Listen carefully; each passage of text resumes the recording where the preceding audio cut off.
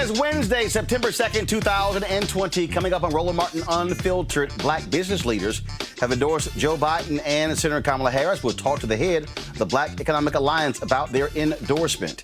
A new report shows that in 2019, Georgia probably removed the voter registrations of nearly 200,000 voters in error.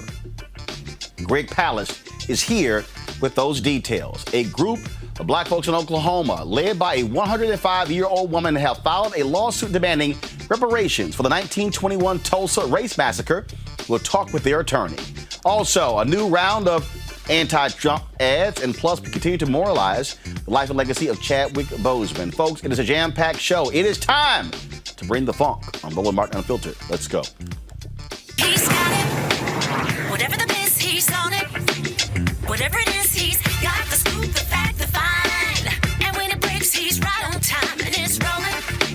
Best believe he's knowing. Putting it down from sports to news to politics. With entertainment just for kicks, he's rolling. It's on go, roll, y'all. It's Roland Martin, Rolling with Roland now. He's funk, he's fresh, he's real, the best, you know he's Roland Martin now.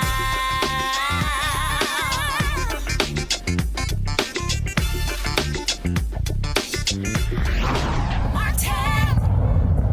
Black business leaders say a Biden-Harris administration would be better for African Americans than a Trump-Pence administration.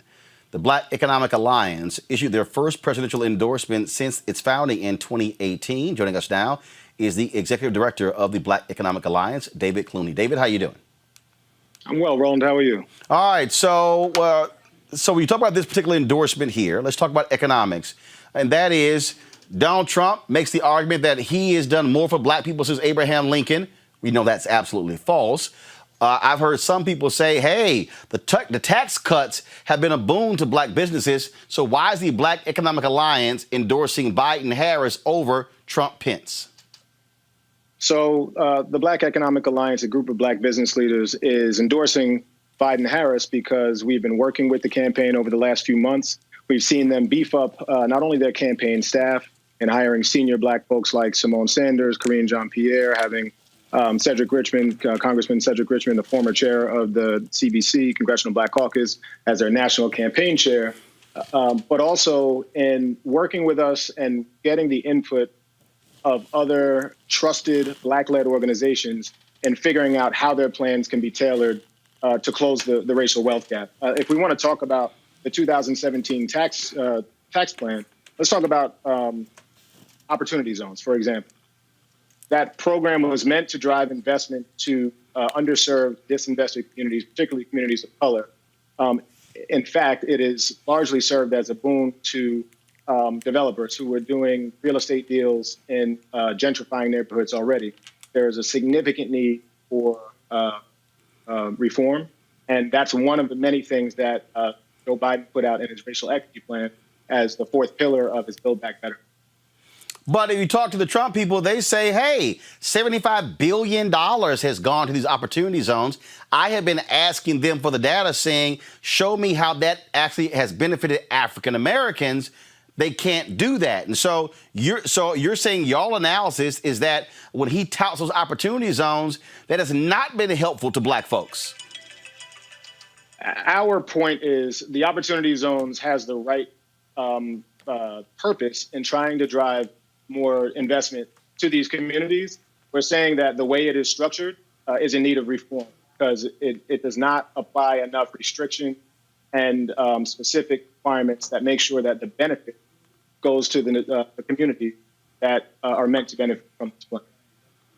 So beyond the economic zone, what opportunity zones, what else are you saying to African Americans, black business owners? Why a Biden-Harris administration would be better for black people economically than Trump-Pence? Great question. So at the Black Economic Alliance, we focus on work, wages, and wealth. All three of those things are addressed in Joe Biden's economic plans.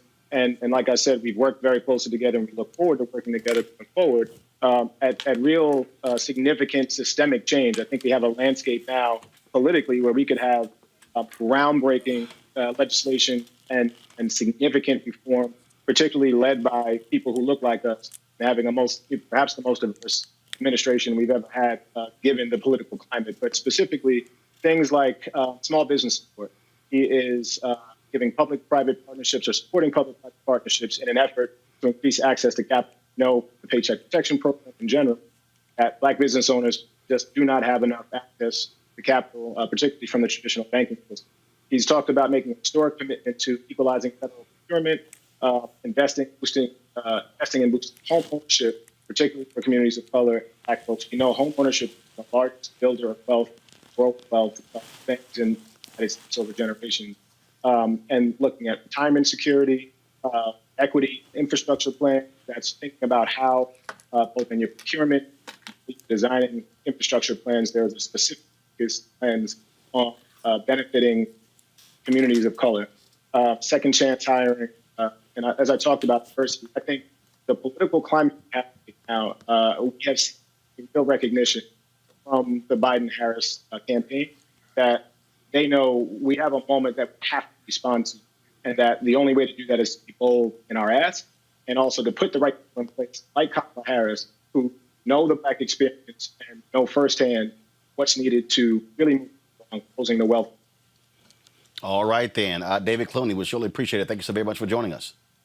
Thanks for having me, Roland. All right, my panels, Breonna Cartwright, political strategist, A. Scott Bolden, former chair, National Bar Association Political Action Committee, Robert Patillo, executive director of the Rainbow Push Coalition, Peachtree Street Project. Robert, I'll start with you. Let's talk economics here. And so, first of all, this is a group of Black business leaders. Donald Trump has tried to make the argument that he is the right person for the job, but also the Congressional Budget Office just dropped their new report showing that the federal deficit is now $3.3 trillion. It was $596 billion when Obama was president. Donald Trump has added $3.7 trillion to that. And so those tax cuts that he touts, and I've heard black business owners, Black men say, oh, that's been a boon to us, but the Black worker has not necessarily said the same thing. Well, in large part, we have to think about the fact that much of this is performative, the nature of the reforms of Trump. As in, when we talk about the low unemployment rate, it was all built off of the national credit card. We're going to cut taxes at the same time as increasing spending. We're going to not articulate any plan to pay this money back. And then when anything happens to knock us off that razor's edge, we saw the entire economy collapse, and now nearly 60 million people filing unemployment claims. We have to have a sound economic and fiscal policy that is actually sustainable. No one believes that our current economic system is sustainable or something that can grow. And just as Trump talks much about the opportunity zones of what they've done for the Black community, what we have not, he also in the same breath talks about the fact that so many Black communities are in poverty, that they have not improved. We see the commercials and ads from many Black Republicans talking about the despotic hellscapes of Black communities around the country, but with no plan or articulation on how they exactly are going to fix it. So people have to get out of the performative nature of public policy and dig down and ask for the dollar and cents numbers on what needs to be done to ensure that we have the economic prosperity that's been promised by this administration and others before it.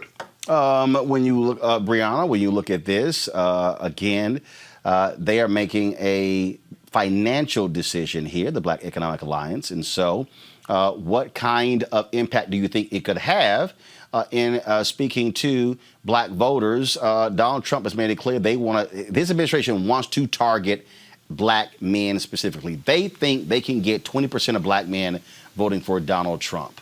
How do they make the argument that, you know what, it actually Trump-Pence has not been a boon to Black people economically? Right. I think that it's very important that the Black Economic Alliance endorse Biden, Harris, and Trump has been horrible for Black businesses. The coronavirus outbreak has been extremely tough for Black businesses.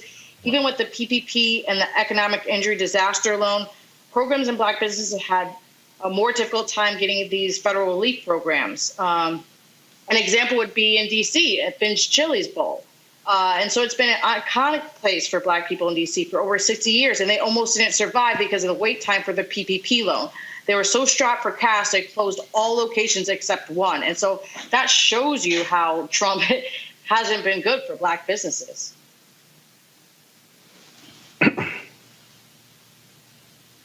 Scott, go ahead. Yeah, you know what I really like about BEA, and pardon me? Go ahead. You're live. Go ahead. What I like about BEA is, and I'm a big contributor to theirs, is that they have not only corporate dollars, but sizable wealth of its Black members and board members, and they give money to those who are going to give and invest and select Democratic candidates or even Republican candidates who are going to fulfill their economic agenda, their economic empowerment. There's no other organization like it.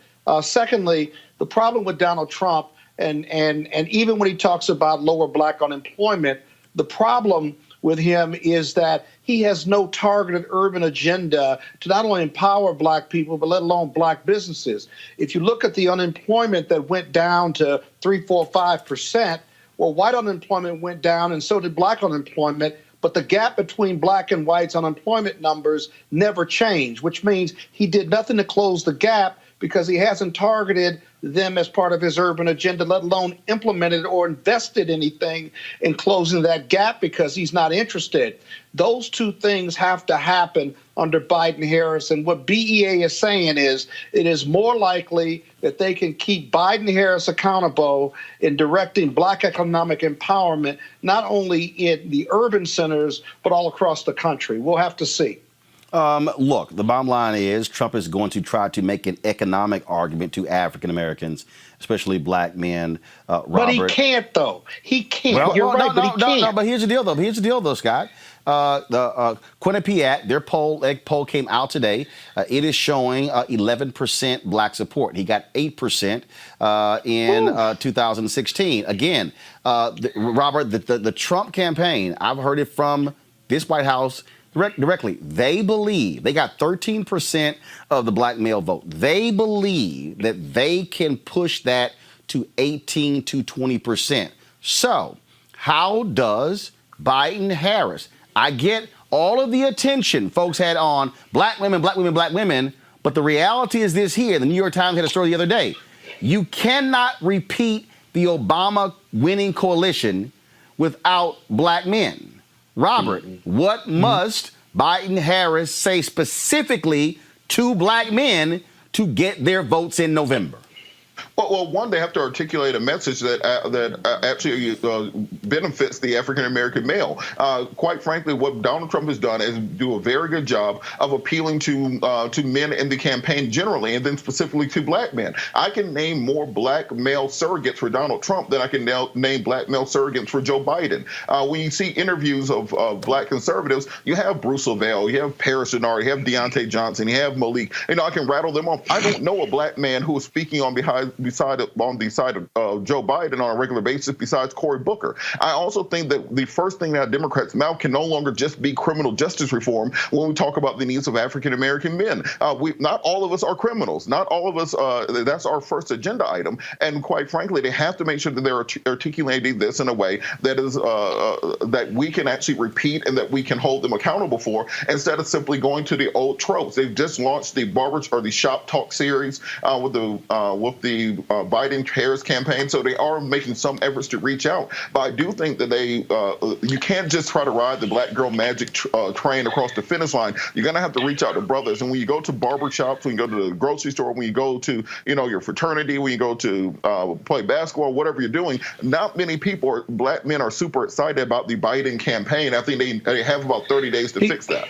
But Roland, they're not excited about it because Biden-Harris aren't talking to them about it. They're talking at them. That's first of all. Second of all, I got to tell you, I think I may have told you this story. In 2016, the janitor in my building said to me after Trump won on election night, he said, "I voted for Trump." I said, "Are you nuts?" He said, "Nope, I'm not nuts." And then he told me, he said, "I'm pushing this broom because an illegal immigrant came in and took my construction job. And the only person that's speaking to that, because I'm still pushing this broom, is Donald Trump." Hillary Clinton never spoke to me about that, or at least I wasn't convinced that she was talking to Black men about that. and I lost my job. In that narrative that he shared with me was not only eye-opening, but I tell you what, Biden and Harris better address and talk to black men about that issue and other issues that are affecting them and their ability to provide for their families, as well as to be economically empowered based on voting for them. I haven't heard that yet, but that's where that 11 to 13% is coming from of black men who supported the Trump ticket. Well, I'll tell you, Breonna, first rightfully of all, or wrongfully, by here's the the way. deal. Rightfully or wrongfully. You absolutely have to have surrogates out there talk about those issues. And look, and I hear your point, Robert, but the reality is Congressman Cedric Richmond has been out there, Congressman Jim Clyburn. But you also have to go outside, Breonna, of members of Congress. You've got to go to individuals who are business owners, individuals who are out here, who can talk a narrative, who can also speak speak to those issues. Robert is right. I mean, here's the deal: there are a bunch of us who never been involved in the criminal justice system. So so you can't say criminal justice, mass incarceration, think you're just talking to black men. No, you have to articulate a much broader message. And that, again, that's what they're going to have to figure out. And they got to get it done because Joe Biden cannot afford slippage. He has to be able to have the kind of coalition that's actually going to achieve it. Breonna, go ahead. Yes, I totally agree that it can't just be Congress members. However, there is Black caucus men who are helping within this. Specifically, he has 300 Black ministers nationally that's helping propel the message and being surrogates. And so I think it comes in different aspects within our community. And I, as we talked about for businesses, but through the church, I do think that there is a heavy target on Black women, as we've seen, and we love Kamala, and it makes sense in itself that the past few weeks, Joe Biden has put Kamala Harris out in front in terms of messaging and what a Democratic White House will do in regard to economic policy, small businesses, and jobs. And so I think concentrating on the labor aspect of our nation and how we can get it better will really drive home a lot of the issues that we're seeing, as a Black man or as a Black woman. And there are definitely surrogates, but we see that he's targeting Black men by pardoning, just the way that he targeted immigrants by doing the citizenship randomly during the RNC, which I don't know what it had to do with anything. So, if people are going to take the symbolic gestures to go over there, that's kind of like hard to fight. But I think people are looking for more than just symbols and they want action. And the last 4 years have shown how he does not help Black America. I got you. And I think that's very important. But Roland, real quick, I do think that immigration issue when it comes to Black men. Robert, go ahead. Well, actually, the immigration issue is a big issue with Black men. I can tell you that going back to when I did. Look, I can go back to 2008 when I had my radio show on WVON when that issue came up. How that was a major issue with the callers. But Robert, go ahead. Well, I think one of the things that's important is there is no current Biden elevator pitch to Black men. That if I was to say distill down what Joe Biden's going to do for African-American men in a 30-second pitch, most people can't. I think until the Democratic Party is able to articulate something along those lines, it's going to be very difficult to not have Donald Trump get that 20% of the Black vote. Because even if it's disingenuous, a lie will travel halfway around the world before the truth can put on its pants. And they just keep hammering unemployment, First Step Act, opportunity zones, and then roll out the Black surrogates. That is enough to get you over 20% unless there's a strong counterpunch from the Democratic Party. Folks, it is 61 days until Election Day. And, of course, our goal is to get you focused on that. Make sure you go to vote.org to double-check your registration, to register to vote. You can also fill out the 2020 census. Why is that important? Because of this. In 2019, Georgia purged nearly 200,000 people from the rolls. In error. The American Civil Liberties Union of Georgia released a report by the Palace Investigative Fund titled Georgia Voter Roll Purge Errors. The report concluded that the state has incorrectly removed nearly 200,000 Georgia citizens from the voter rolls in 2019. The state's removals are likely to affect the most vulnerable. Joining us right now is Greg Palast. Greg, glad to have you back on Roland Martin Unfiltered. 200,000, that easily sways an election.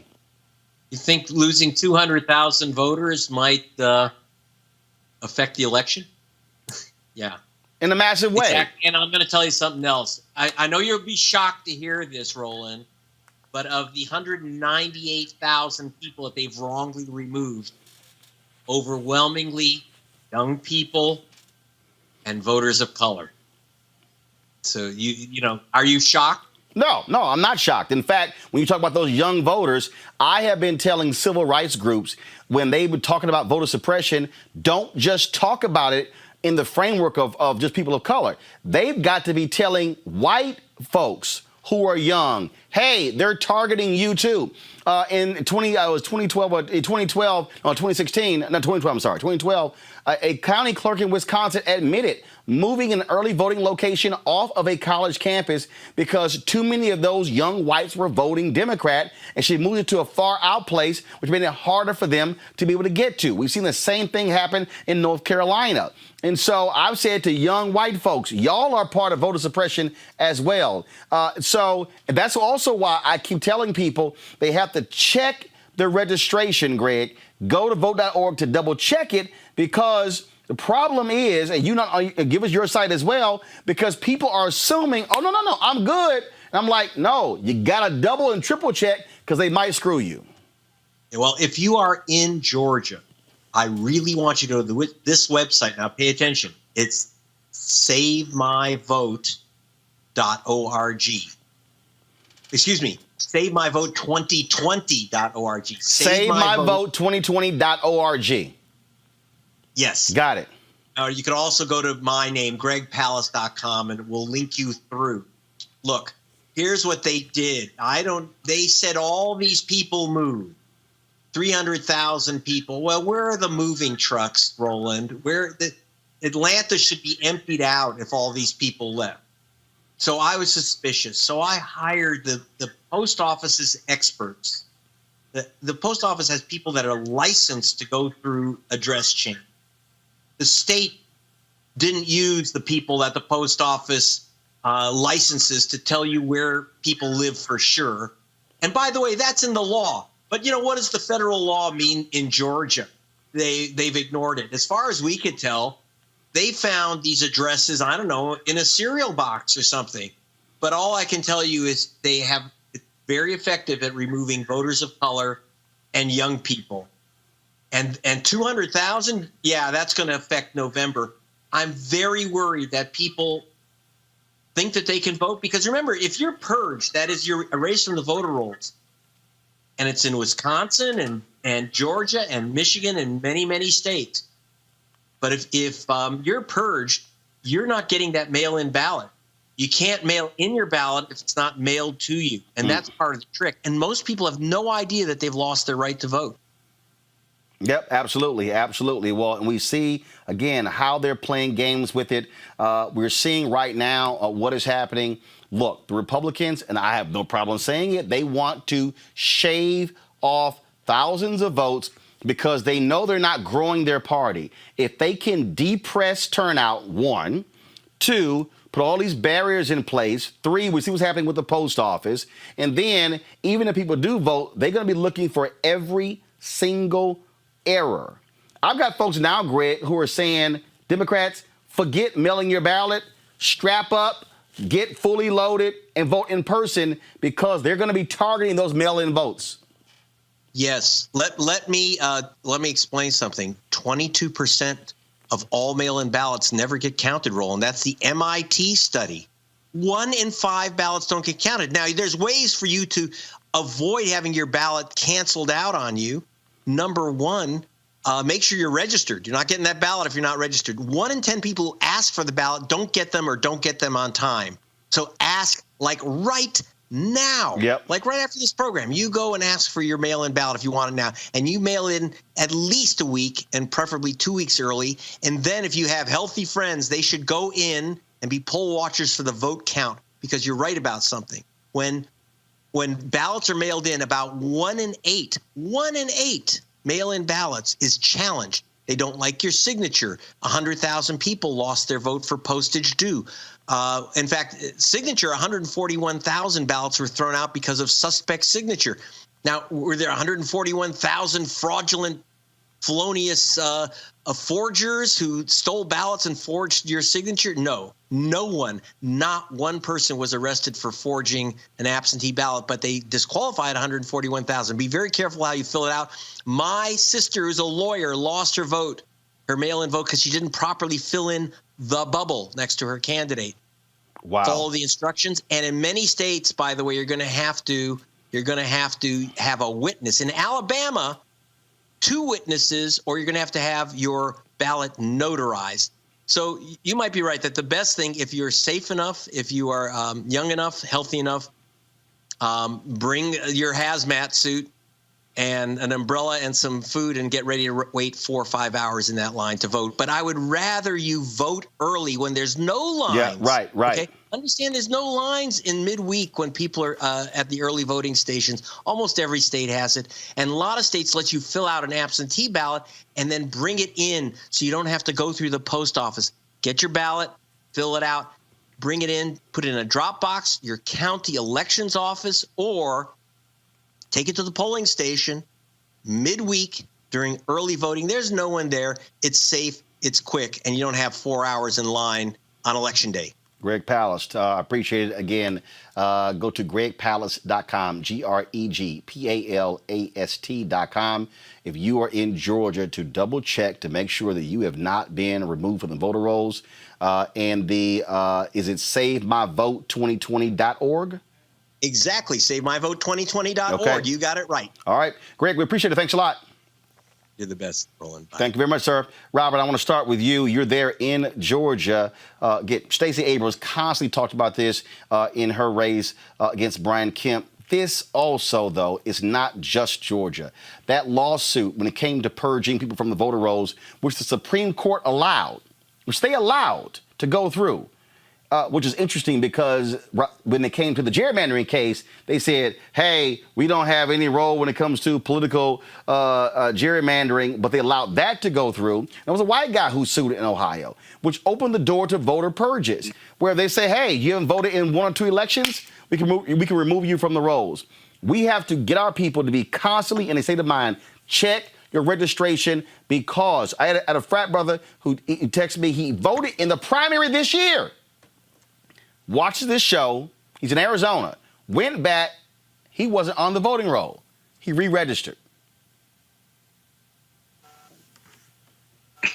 Well, Roland, on that point, I think part of what we have to do is look at what Republicans do. They are playing chess at a very high level. They plan these things out 5, 10, 15, 20 years ahead of time. We were fighting back when I was in college in Georgia, marching against the voter ID laws, fighting in 2010 against reducing the number of days for early voting, fighting against the restrictions on absentee ballots. So what we have to start doing is thinking about these things strategically and not figuring out 60 or 70 days before the election that the game is about to be rigged. We are going to have to get these Democratic groups and these left-leaning groups to put the necessary money into elections, put the necessary money into getting people to fighting against voter suppression in the far term, and not simply waiting until a couple months before to understand the game is being rigged against us. And in the meantime, we have to put the money into community-based organizations that are fighting to protect the vote.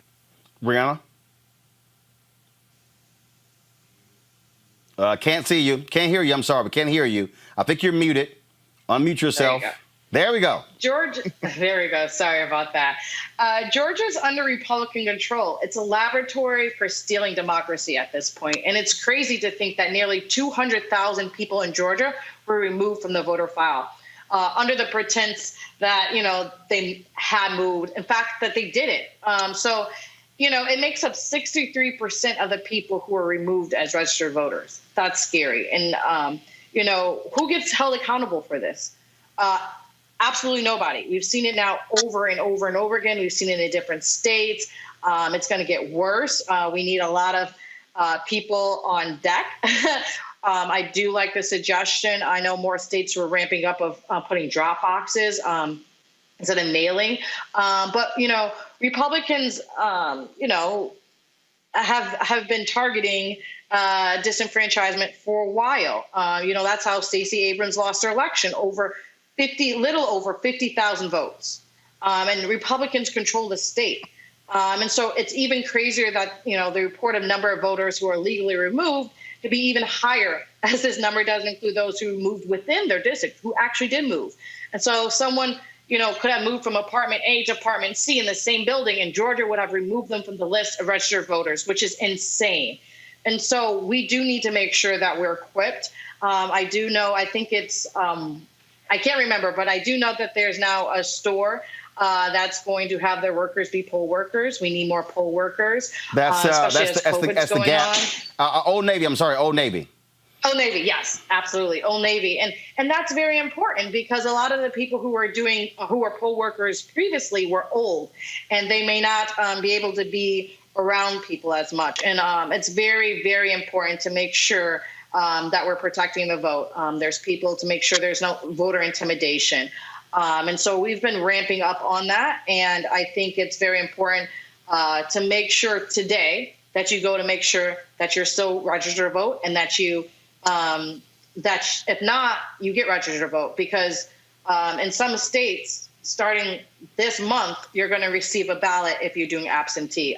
So, it seems like it's early, but for some states, it's really not. It's almost voting time. So we need to make sure that we're on the rolls and that we can vote. Scott, bottom line is this here. Again, part of our job is to ensure that you don't get caught up in the web. So to Greg's point, 22% of mail-in ballots are getting thrown out. Bottom line, if you're going to vote by mail-in, check everything. Check full name, check your address, do everything exactly the way it's supposed to go to ensure your ballot is going to be counted. Yeah, I listen to all of these messages, and they're all out there, and we're all saying the right thing. I often wonder how many people of your frontline voters or your average voter are really listening, right? They say to themselves, how hard can it be to vote? I got it. I'm going to cross my T's and dot my I's, and I'll get there, and so forth and so on. And I guess my message to them is that, no, this is not going to be easy. We're running against three different opponents as Democrats. We're running against the GOP and Donald Trump. We're running against foreign interference in our democracy. The reports have come out on that. And then we're running against voter suppression, not only in swing states, but all around the country, and not just in the South. And so the Democrats, regardless of us being up 10 to 12 points, if you will, or even 7 points, run and vote like you're down 7 to 10 points. Vote early, do it the right way. Or as he said, I love the idea of your last guest, he said, fill it out, right? And take it down early in the middle of the day when nobody's there and do your early voting. That's a perfect scenario for those who may be elderly, those who are middle-aged, and even young people, despite COVID. And it's healthy, too, if you do it that way with your mask and what have you versus these long lines and stuff. We got to pay attention on this one, right? Because our life and our future and our future of our country literally depend on it. And so we've got to treat it that way. And I hope everyone watching and their families treat it that way, because it's super serious business. It is nothing to sleep on. But here's the deal, though, Robert, they are listening. They are listening. I mean, I get the emails. People have gone back and checked. But here's the piece. You got to do it every day. Look, mainstream media, they aren't doing what we're doing, okay? They're not doing this, all right? Mainstream media, it was that case at CNN. They were working on a voter suppression documentary that was going to air in October. I was like, what the hell are y'all doing? The registration's already passed. I'm like, you should be working on voter suppression stuff long before the registration deadline. No, this has to be a constant deal. We got to, every single day, every person who is listening, the nearly more than 4,000 people who are watching live on YouTube, the more than 1,000 people who are on Facebook, the people who are on Periscope, you got to, again, all I'm simply saying is, folks, it takes 2 minutes. Go to vote.org, double check, make sure you're still registered. If you're not, click the registration. You can register right there. We have to be in that constant state every day, Robert, every day, every day, every day. Well, a big part of it is understanding Robert, go ahead. A big part of it is understanding demographics. We're talking about Georgia. Let's remember that Georgia is a state that is 35% African American. That's 10% Latino. That's 5% Asian American. 52% females. Everybody knows Atlanta has a humongous LGBTQIA+PK plus population. But instead of us harnessing that, instead of us focusing on making sure we can get those turnout numbers, often what the Democratic Party does is try to get those South Georgia farmers in Cairo who voted for Jimmy Carter and think that they can get them back to voting Democrat. No, focus on getting the people who like you to get out there and vote instead of trying to find this elusive white working class vote, as Donald Trump says, suburban wife, to come back over to the party. Focus on the people who are going to vote for you. Put out messaging that motivates them, and more importantly, ensure that you can get all of their votes counted. That regardless of what the rules are, know what the rules are, and then put money into getting those people to the ballot box. It's not that hard, but for some reason, I think Democrats are wed to this idea of the 1950s that the truck drivers and factory workers and the white working class voters are going to come back to them. When you can, if you double down and investigating African Americans to support you, putting in messaging, putting in the dollars, then you can win with that. Folks, let's go to Tulsa, where a 105-year-old black woman leads a group of Oklahomans to filing a lawsuit against the city of Tulsa. They're demanding reparations for the 1921 Tulsa race massacre. Nearly 100 years ago, a white mob destroyed the booming business district in the black neighborhood, killing up to 300 people. The lawsuit affirms that the massacre is responsible for racial inequality in Tulsa today. Joining us right now is Tulsa attorney Demario Solomon Simmons. Demario, so first of all, this has been a case, I've covered this for years. Professor Charles Ogletree, y'all pray for him. He's suffering from Alzheimer's. Johnny Cochran and other black lawyers were working on this particular case. The state of Oklahoma, they apologize, but have not done what was right when it comes to financial. And that is, and there were more survivors who were alive when this thing 15 years ago, and they've been fighting this thing for the longest. You're suing, for this one, you're suing the city, not the state. Explain. Well, thanks, Roland, for having me on, and thank you for invoking my mentor, Charles Ogletree. I started my legal career 16 years ago as a baby lawyer, working with he and Johnny Cochran of the Reparations Coordinating Committee on the federal case. And as you know, that case was kicked out of court by the 10th Circuit and ultimately not heard by the Supreme Court in 2005. Our lawsuit is much different, and we feel much stronger about our chances moving forward this year because we are actually following our case in the state court system, utilizing the Oklahoma's powerful, very powerful public nuisance law. And our public nuisance law, you may have remembered just last year, the state of Oklahoma sued the opioid companies, Johnson & Johnson, and received a $525 million verdict, utilizing the same theory and law that we're utilizing, which is a public nuisance theory. So by suing the city, now this becomes a state lawsuit, not a federal lawsuit.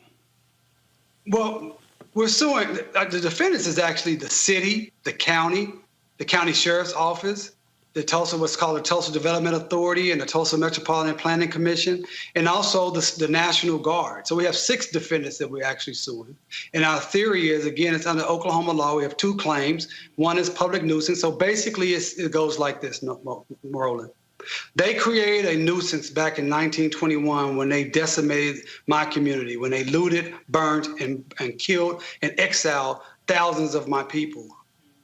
They have not done anything to abate or repair that nuisance since that time. In fact, they've only exaggerated the nuisance and made it worse over the time, to the point now in Oklahoma and North Tulsa, the average person the black Tulsans live 11 years less than white Tulsans. And some of the more impoverished zip codes, that's like 17-year difference in life expectancy. And so utilizing this public nuisance law gives us the opportunity, we believe, to finally get this case in front of a court on its merits and not get kicked out on a procedural statute of limitations argument. Our second claim is unjust enrichment. we're alleging, and we can prove and will prove, that those same entities that I've named that created the nuisance, that destroyed and killed our people, are now benefiting from the disaster that they created. They are now utilizing Black Wall Street and the 100-year commemoration as a brand to sell, to create tourism that benefits them and not those who suffer. All right. We certainly appreciate you joining us. Good luck in this lawsuit, and we'll certainly be covering it in the future. Appreciate it, and ask everyone go to justiceforgreenwood.org. That's justiceforgreenwood.org, and sign up for regular updates. All right, sir. I appreciate it. Thank you so very much. Good to see you as always. Yes, sir. All right, folks, let's talk about this is quite interesting. William Barr, who is the Attorney General, did an interview on CNN where he basically said, y'all complaining about police brutality? This stuff happened to black people. It's not significant. Listen to this. No, I don't think there are two justice systems. I think the narrative that that the police are on some epidemic of shooting unarmed black men is simply a false narrative, and also the narrative that that's based on race. The fact of the matter is, it's very rare for an unarmed African American to be shot by a white police officer. There were 10 cases last year. 6 of them, the suspect was attacking the police officer physically. So these are rare things compared to the 7,000 to 8,000 young black men who were killed every year. Because you've said you don't believe there's systemic racism in the justice in our justice system among the police, but you did say this. You did say, I do think it is a widespread phenomenon that African American males in particular are treated with extra suspicion and maybe not given the benefit of the doubt. No, I don't think there are two justice systems. I think the narrative that Scott, Bill Barr, arrogant is arrogant. Bill Barr is arrogant as hell. For Bill Barr to say, "Oh, there were only 10 cases last year," what in the hell world is he living in? And if you look at the proportionality, which is what he forgets, that we make up 10 to 13% of the American population. And proportionally, black men unarmed are shot at a much higher proportion than white men and women are by the police. That the proportionality of how we are stopped and harassed and abused by the police, whether you report it or not, proportionately, that number skyrockets. The suspicion of white people versus black people in this country. Every black man has a story about being abused by the police. So how can you say that's a false narrative comparatively or proportionally speaking? And then where are all the videos of the police abusing poor white kids and women or wealthy white kids and women simply because they aren't suspicious of them? Where are the videos where the police have pulled out their gun and walked up to a car driven by a white person in this country? They simply do not exist. And by the way, the people perpetrating violence and breaking the law in Portland and Kenosha and Minnesota over George Floyd or Jacobs, right? It's white people perpetrating it, including white people murdering other white people in the presence of the police. That's manifest evidence that what he is saying is borders on the nonsensical or is just purposeful denial to create another false narrative, right? And so the president and his AG are just completely off base here. And again, this false narrative so white people or white Republican voters can feel some level of comfort when the root is either racism or what I call blue racism then. Here's another lie, Brianna, when the issue of mail-in voting came up. Watch this. There are several states that only have mail-in voting, including a Republican state. Well, this is playing with fire. This is playing with fire. We're a very closely divided country here. And if people have to have confidence in the results of the election and the legitimacy of the government, and people trying to change the rules to this methodology, which, as a matter of logic, is very open to fraud and coercion, is reckless and dangerous. And the people are playing with fire. Well, I will point out there are 5 states that only have mail-in voting, including Utah and Colorado, Washington State, Oregon, Hawaii. And they've reported over the years they've had virtually no problems. But who's trying to change the rules right now? I would say the people who want to go to mass mail-in ballots. But you understand why. There is a coronavirus pandemic. There are several states that only have mail-in voting, including a Republican Well, state this like is Utah. playing with fire. This is playing with fire. Here's the deal here. Here's the deal. It's real simple here. Breonna, I don't trust a damn thing that Bill Barr says. Not a damn thing. Bill Barr will lie for Donald Trump all day, every day. Yeah, that's very smart of you. You shouldn't, and no one really should. Barr is controlling the narrative, and so is Trump. So the truth does matter. If we do not have media attention around this, then we fail. And it's hard, and that's why we're trying to push the narrative now, and that's why we protest. Last week, there was a march on Washington. There was a lot of people despite COVID, and we're trying to keep that relevant and realize in the numbers. But the RNC literally said that there is no racism at all, right? That was just last week in the convention. And, Biden is addressing it, but, we have to inform the public on it. And there is an issue there. He said, there's no two. It is two different worlds in this country, right? It's black and white. And unfortunately, one is unfairly treated. And so, those who feel threatened by racial integration of the suburbs is now finding gun violence as a solution to their unfounded fears of the other attacking them. And so, since, that threat was directly stated by Trump, the idea that civil unrest, is not only a present danger, but justification of this use of lethal force by civilians is also the exact kind of fear tactic Republicans are talking about. So they say we're not racist, but they will also shoot you if, we'll shoot you if you come near us. So, they're saying one thing, but actions speak louder than words. Robert, Bob, Bill Barr, Donald Trump, before them, Jeff Sessions, they made it perfectly clear. They did not want to have these police consent decrees. They said, it was just causing too much more morale problems for the officers. This is why people do not trust this Department of Justice. Well, there's no reason to trust this Department of Justice. Let's understand something. That to Barr's statement about this narrative, what narrative means is your way of dismissing someone else's lived experience. If you remember before the Me Too movement, when women would talk about sexual harassment and rape and workplace allegations, it was called a narrative.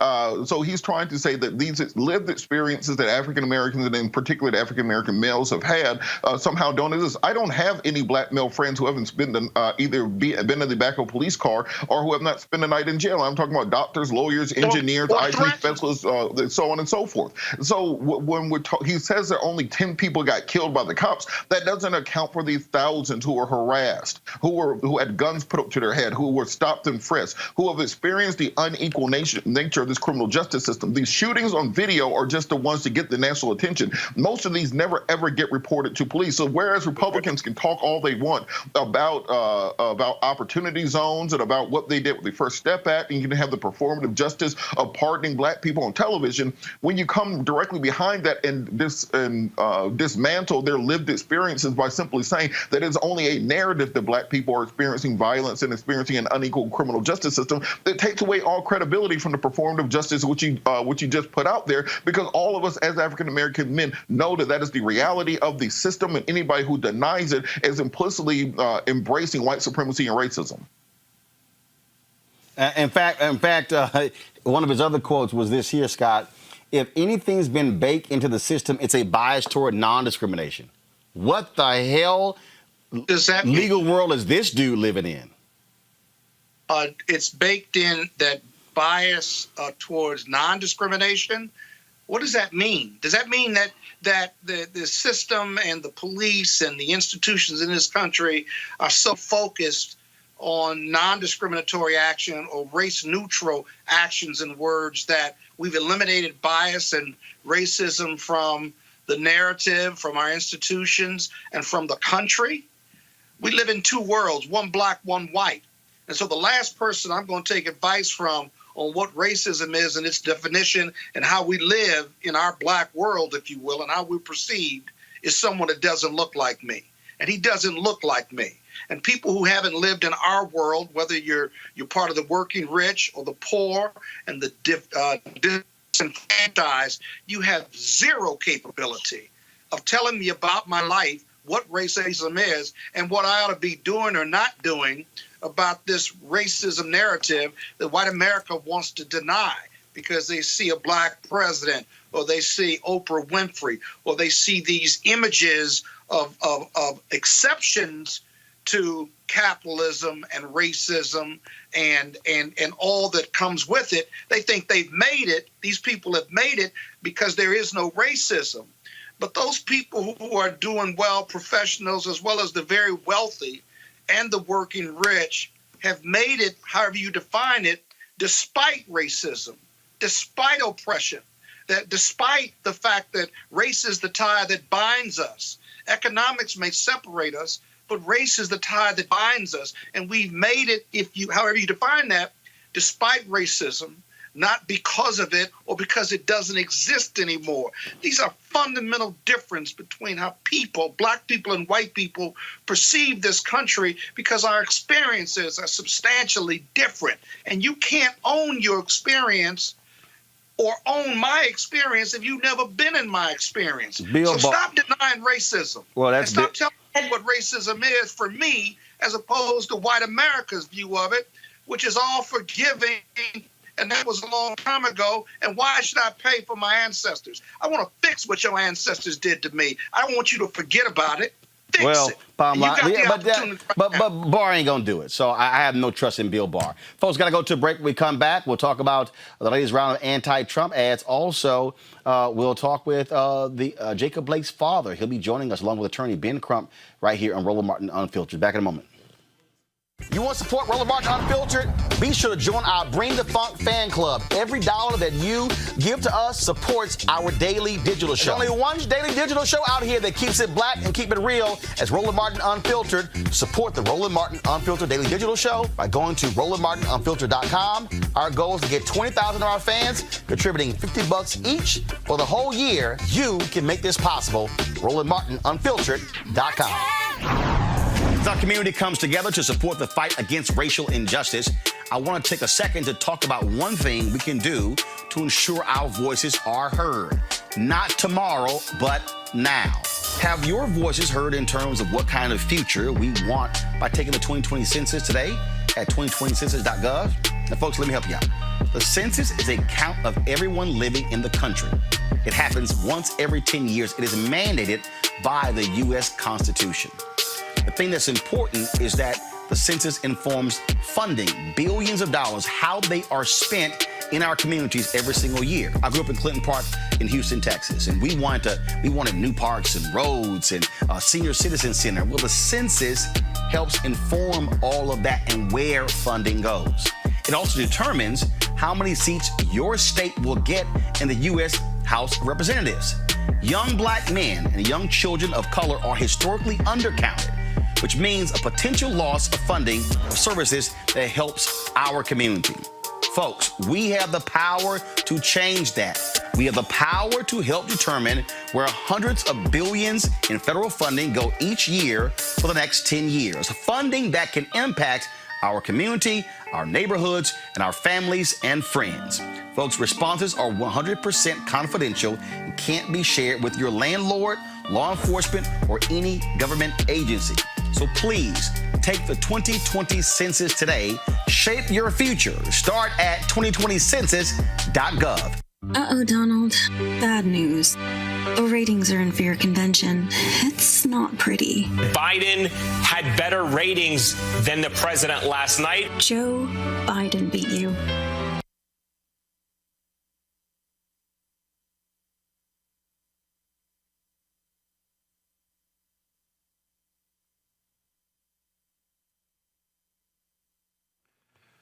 All right, folks, having an issue there technical-wise. I want to go ahead and play those from my iPad.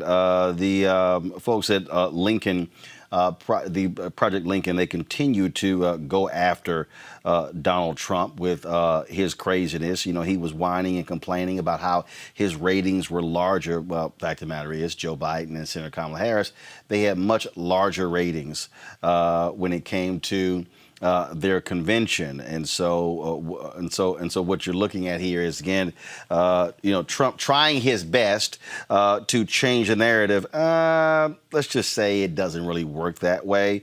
And not only that, but this is also, here's Joe Biden again hitting Donald Trump on this whole issue of America with Trump in charge. Go. Rioting is not protesting. Looting is not protesting. It's lawlessness, plain and simple. And those who do it should be prosecuted. Fires are burning, and we have a president who fans the flames. He can't stop the violence because for years he's fomented it. But his failure to call on his own supporters to stop acting as an armed militia in this country shows how weak he is. Violence will not bring change.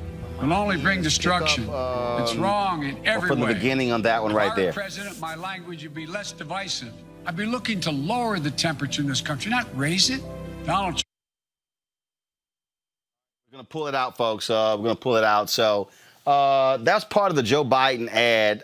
Robert, I want to start with you here. New York Times is reporting that Joe Biden is going to come out with a new ad decrying looting and rioting, a $45 million spend. Are Democrats playing right into the hands of Republicans? Donald Trump apologizes for nothing. Donald Trump does not, say, first of all, let me just do this here. I'm going to play the rest of this ad, then I'm going to come back to you. Go pick it up, y'all. Change will only bring destruction. It's wrong in every way. If I were president, my language would be less divisive. I'd be looking to lower the temperature in this country, not raise it. Donald Trump is determined to instill fear in America, because Donald Trump adds fuel to every fire.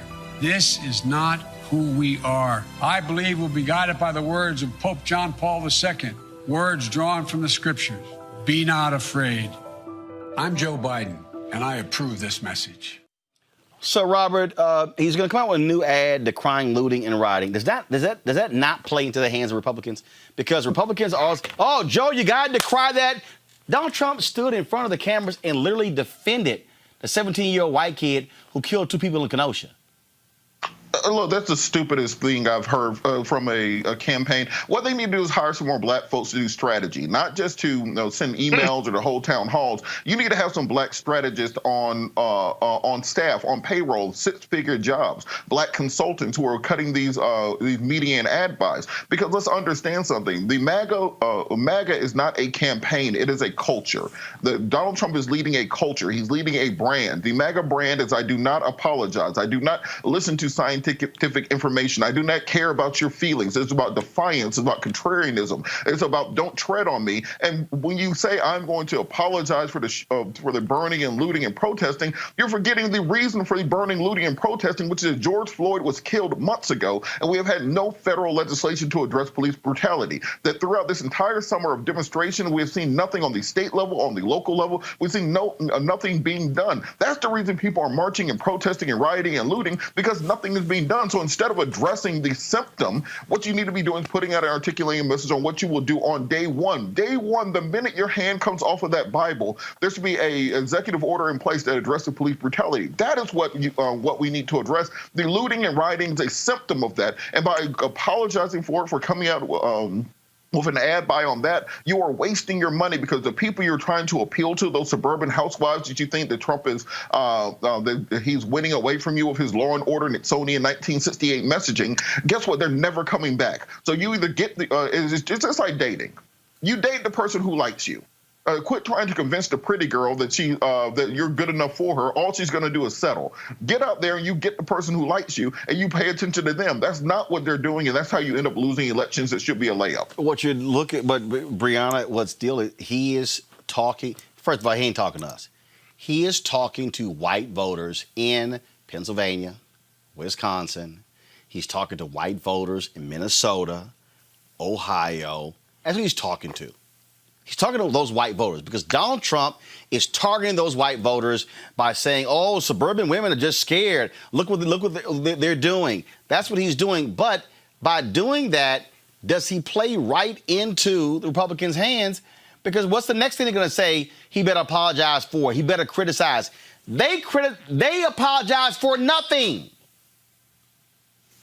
Yeah.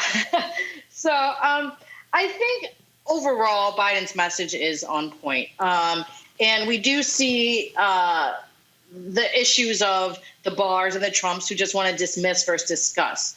And so, you know, I do believe that the whole Trump is awful, we finally need to get rid of this orange clown is not enough. And the reality is Joe Biden is elected with a Democratic Congress. Within a year, America will have a $15 an hour minimum wage, the most significant expansion of federal aid to childcare since Head Start was founded.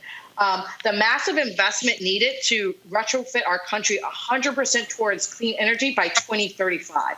The most significant infrastructure bill in 30 years, and healthcare coverage expanded to literally millions of more people. And so collectively, those things will make tens of millions of lives better, raise millions of workers out of poverty, save hundreds of thousands of people from early deaths, and improve the childhoods of millions of children. Not to mention possibly help save our species from extinction. So that's why we need to vote for Biden, not just because Orange Man is bad, right? And so I do think that's very important to press those points. Let's go to back to those ads. Go ahead and press play. Uh-oh, Donald. Bad news. The ratings are in fear convention. It's not pretty. Biden had better ratings than the president last night. Joe Biden beat you. By a lot. The TV president, the reality TV president who sold himself as a showman. Below Joe Biden and Kamala Harris. And these two? Is yet to come. Embarrassing. Democrats beat you in ratings every night. Except one. When your wife was giving a speech. Ouch. That's gotta be awkward at the dinner table. Even Fox said you were low energy. You didn't seem to have the bite. He was, I think, a little flat. We know it's different now. You're tired. It's hard to keep your ratings up. You used to get applause. Now, get ready to hear. You're fired. The project is responsible for the content of this advertising. Donald Trump is panicking, finding any excuse to show up in military communities. He knows if elections were held today, he'd lose the military vote in a landslide. 60% of active duty officers disapprove of his presidency because Donald Trump disrespects those who serve. He's not a war hero. He's a war hero. I like people that weren't captured, okay? Our troops are in more danger today because of Donald Trump's betrayals. He abandoned our Kurdish allies in Syria, playing into Russia's hand. He wouldn't stand up for our troops when Putin put bounties on their heads in Afghanistan. His weakness emboldens the enemy. Now, Russia is directly engaging U.S. troops, slamming into our patrols in Syria, intercepting our bombers, and flying their bombers dangerously close to American airspace. Trump's refusal to defend America's national security is dangerous. His refusal to stand up for our troops is humiliating. His threat to deploy active duty troops against American citizens is unconstitutional. So when it comes to the military vote for the next commander-in-chief, Trump's not leading, he's losing.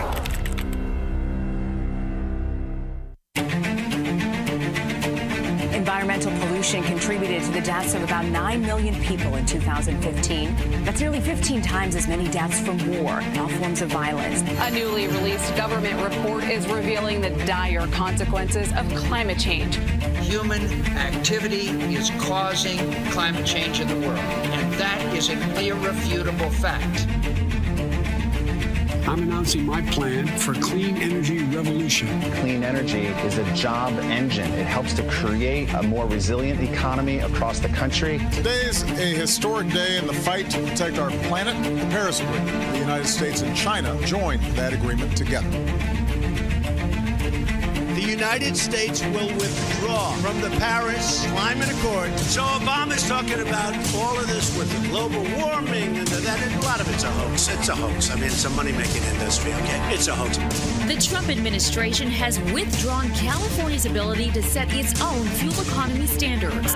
The windmills. And if it doesn't blow, you can forget about television for that night. President Trump has taken unprecedented action to roll back environmental protections. He has repealed regulations that protect water, air, and land. Unravel the protections that will save billions of dollars and thousands of lives. Largest attack on U.S. climate action in history.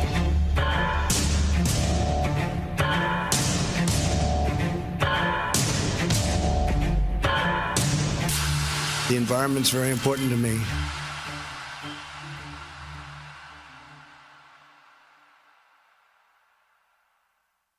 I want to make it absolutely clear. Rioting is not protesting. Looting is not protesting. It's lawlessness, plain and simple. And those who do it should be prosecuted. Fires are burning and we have a president who fans the flames. He can't stop the violence because for years he's fomented it. But his failure to call on his own supporters to stop acting as an armed militia in this country shows how weak he is. Violence will not bring change. It'll only bring destruction. It's wrong in every way. If I were president, my language would be less divisive. I'd be looking to lower the temperature in this country, not raise it. Donald Trump is determined to instill fear in America because Donald Trump adds fuel to every fire. This is not who we are. I believe we'll be guided by the words of Pope John Paul II, words drawn from the scriptures. Be not afraid.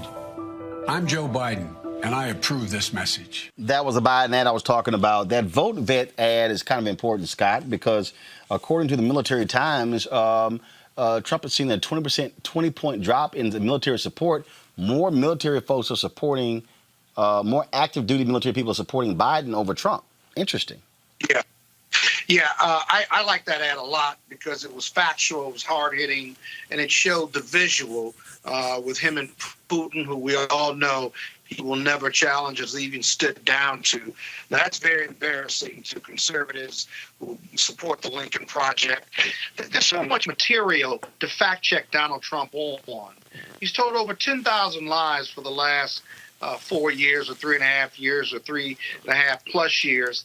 And so it's a matter of really organizing it more than anything and reminding the people, whether they're suburban women or the elderly in Florida who are suffering from COVID or the suburban educated women. I do think you have to go after those if you're showing that he's losing that support. Majority of white Americans aren't going to support him as a Democratic candidate because the majority of white Americans think the Democrats, when they talk about jobs and they talk about the environment and they talk about criminal justice reform, don't think the Democrats are talking to them anymore. They think they're talking to people of color and women of color.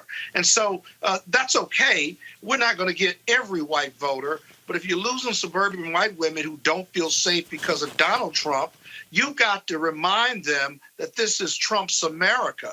It's so easy to fact check him because he lies so much. Even if you were to interview him, you just say, well, who are you talking about? What are you talking about? And you can see even the Fox reporters who interview him, who are friendly interviewers, thinks he's gone off the rail. If you look at the Laura Ingraham interview, it was pathetic, if you.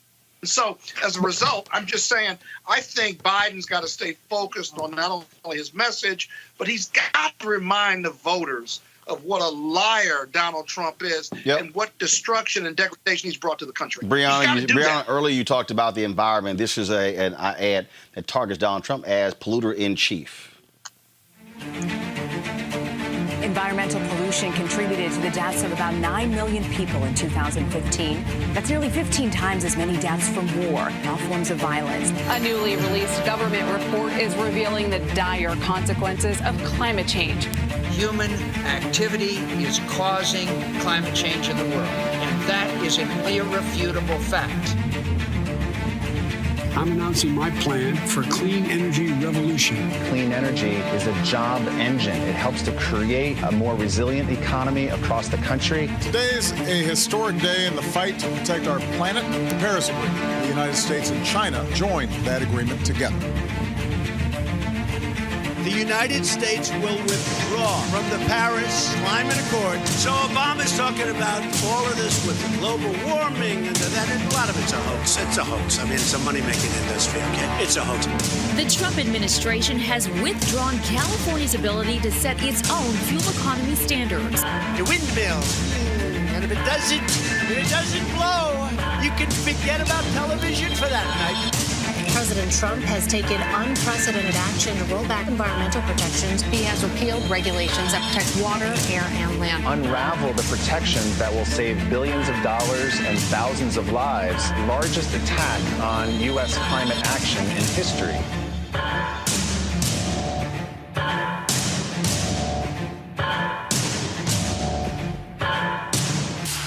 The environment's very important to me. Brianna, will the environment be an issue? Is it an issue? Or are you going to have folks who say, as long as I'm making money, I'm good?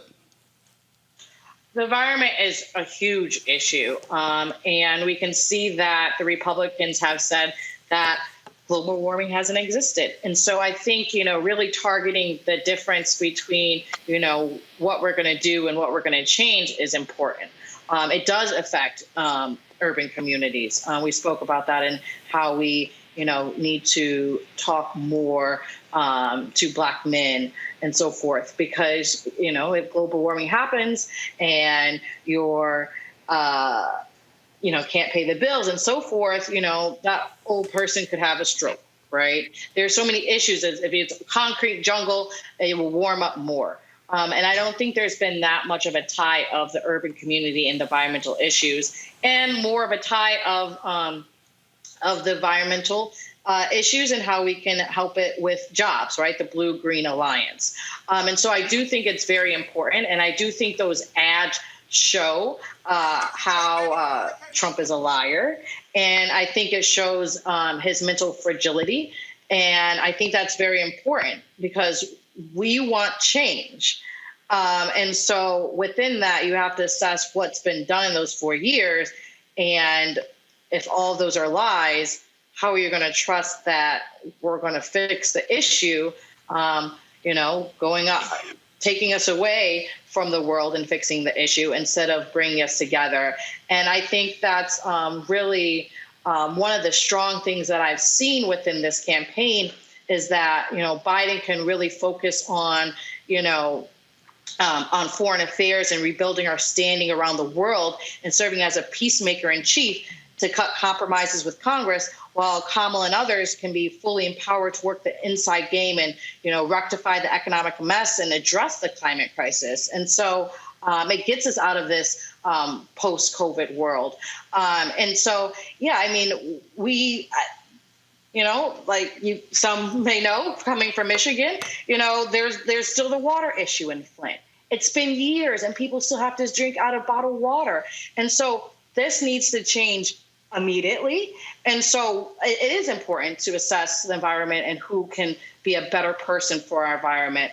And then we have the issues with the schools and the ventilations, and they're being tremendously behind and wanting to put, the kids back into school and not clear the air ducts and PPE. And so there's a lot of issues, and that goes around the environment. I don't think a lot of people understand how it's interconnected in a lot of different places in our lives. All right, then, Robert, you were talking about Democrats going after Republicans. Don Winslow, who is an author, he's been putting his own ads out. Watch this here. He calls this hashtag open letter to Republicans. I could stand in the middle of Fifth Avenue. Everyone says that no one can talk to you. And shoot somebody. Everyone says nothing we show you will matter. I wouldn't lose any voters, okay? They say video, pictures, audio recordings, none of it matters. When you're starving, let's do it. You can do anything. But like millions of people, I keep thinking something will turn you around. I thought children in cages would do it. I thought Russian bounties on U.S. soldiers would do it. Those are our soldiers. I thought 180,000 dead from a virus that could have been stopped would do it. It is what it is. I was wrong. So maybe it's not that you don't hear us. Maybe it's just that you don't care. We're libtards, we're fake news, but we live in the same neighborhoods. We walk the same streets and our kids go to the same schools. Let's just deal with some facts. Mexico never paid for that wall. It was a lie. Trump never delivered a medical care plan to replace Obamacare. It was a lie. Trump promised to release his tax returns. That was 4 years ago. What the hell is in those taxes? Just another lie. How many times does a person have to lie to you before you stop listening to them? 17 U.S. intelligence agencies said Russia interfered with the 2016 election. That happened. He holds the Bible in his hands while burning every verse in it. Trump tells you that the press are fake news and enemy of the people, so you won't believe anything they say. You are fake news. But you know you can go to YouTube and watch a raw video for yourself. Or is YouTube part of the deep state? What happened to the Republican Party? Ronald Reagan must be rolling over in his grave. This is not America, and scaring the hell out of you every day is not leadership. It's just marketing. On November 3rd, you can end the chaos. You can tell your friends and family that you voted for Trump, even when you voted for Joe Biden. Thanks for your service. No one will ever know. Think about that.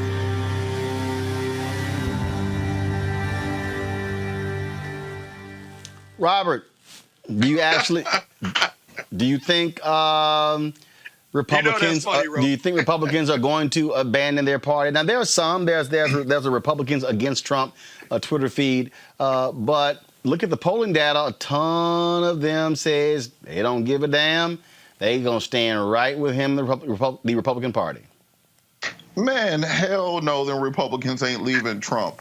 And let's understand something. These commercials are just weak. They are soft. They are not making any sort of penetration. They are not swinging anybody who is currently a Trump voter or is currently a questioning voter over to the Democratic side. You can talk about, oh, Trump is a liar. Everybody knew he was a liar when you elected him. Oh, he didn't release his tax returns. Didn't do it last time. What you have to understand when I say that MAGA is not a campaign, it is a culture, that these people are bought into the idea of American contrarianism, American exceptionalism, that I do not have to listen to you nerds talking about the environment. Oh, no. The penguins and stuff are going to die. What these people care about is the projection of strength. So when Democrats are running ads saying, well, Trump has lied to you about XYZ, and then Trump comes back and says, Joe Biden is going to move terrorists and MS-13 into your neighborhood to rape your white wife. That is not, you're not counterpunching effectively. You have to match your response with what the original punch was. And this is why he's projecting this image of strength. As long as Democrats continue with this weak, feckless nature of their campaign, you're not going to be able to beat up a bully by trying to out-logic him or trying to fact-check him. Trump is effectively bullying the Democratic presidential race right now, and I don't know if that's going to be enough to get Democrats across the finish line if they're going to continue with these weak responses. One more Don Winslow ad for you where he talks about the Trump zombies. Scott? But Scott, wait. Guys, go to my iPad, please.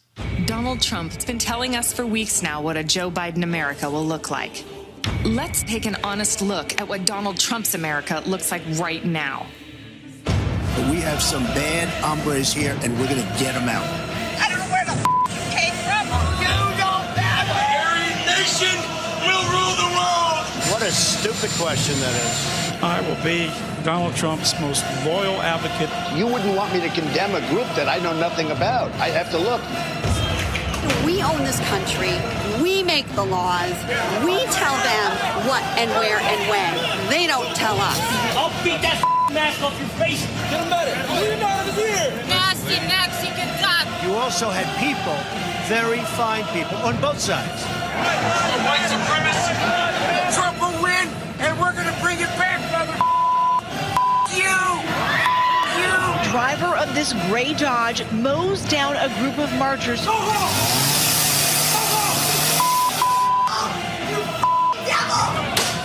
I protest face coverings. I am a healthy American. And every single one of them because all of you are practicing. No, I don't take the responsibility at all. Trump will win, and we're going to bring it back. Build that wall. Build that wall. Nobody loves the Bible more than I do. I believe Trump is elected by God to be the president of the United States. I am the chosen one. We will make America great again. I could stand in the middle of Fifth Avenue and shoot somebody, and I wouldn't lose any voters, okay?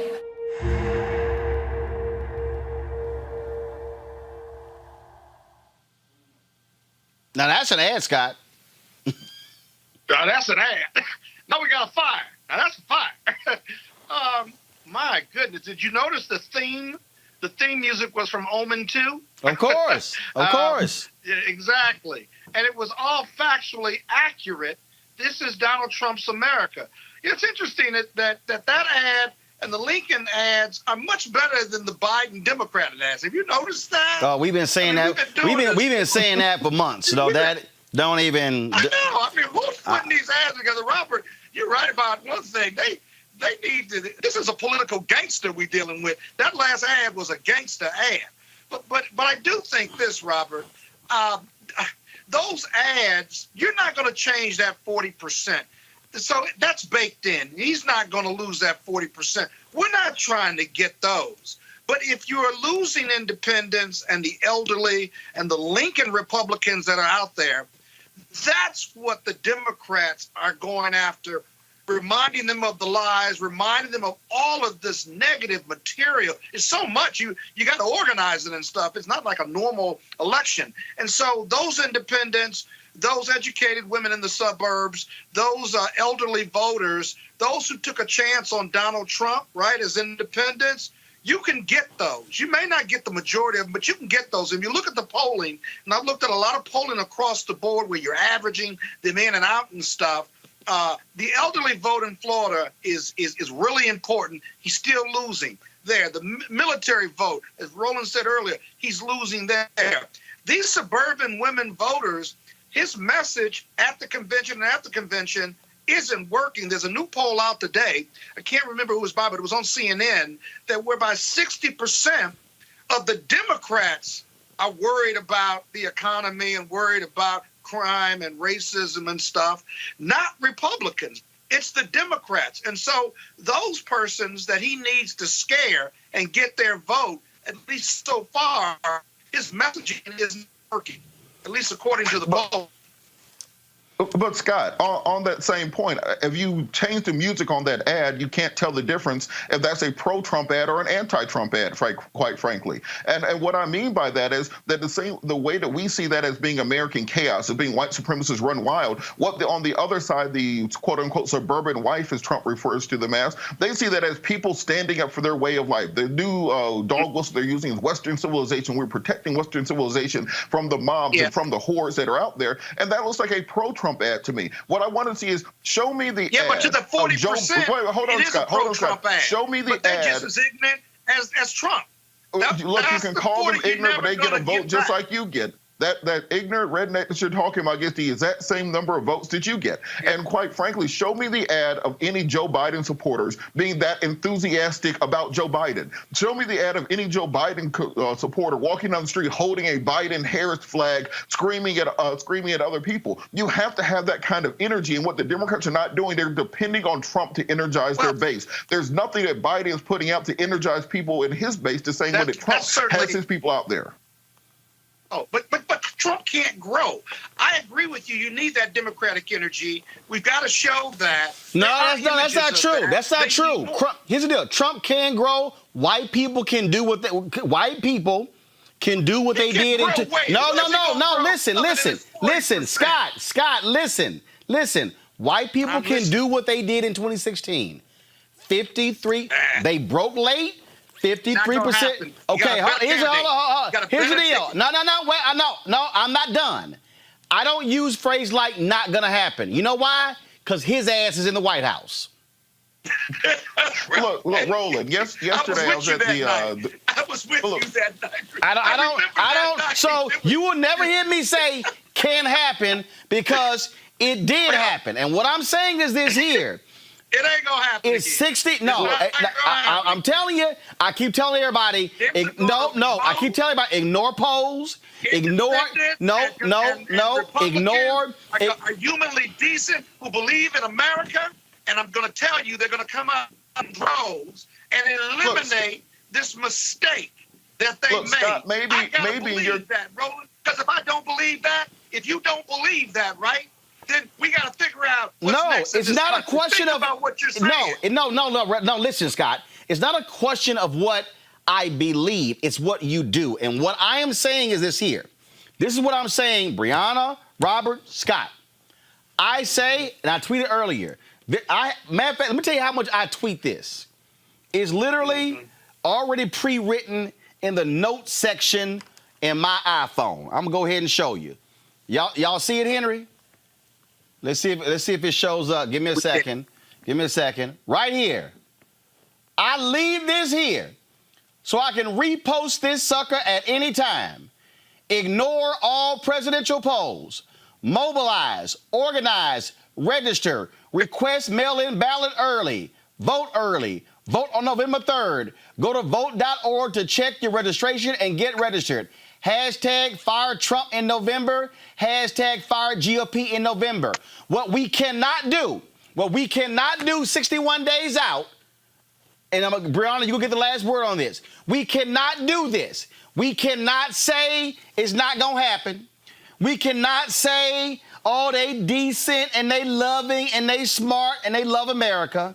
We cannot say, oh, it's locked in. No, we have to operate as if Joe Biden is down 10 points and you got to hit every message, every point, counter every lie. Brianna, go ahead. And we don't want to do that. That's all I'm Scott, saying. Brianna, go ahead.